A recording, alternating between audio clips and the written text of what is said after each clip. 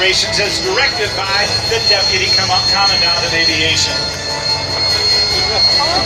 I know I need to do that. You're going to go home. Yeah. The aircraft in the lead is the UH-1 Yankee, the Venom. Off to the right is the AH-1 Viper. Both of these helicopters were developed by Bell Aircraft.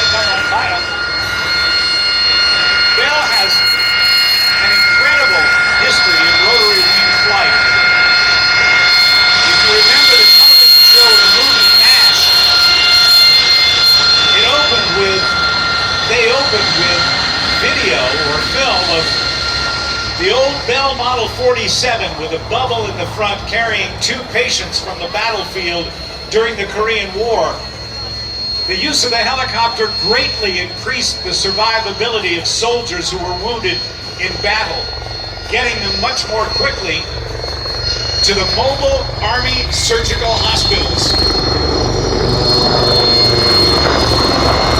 Bell then developed the UH-1 Aero known as the Huey, and it went through a number of modifications all the way up to this very, very advanced UH-1 Yankee Venom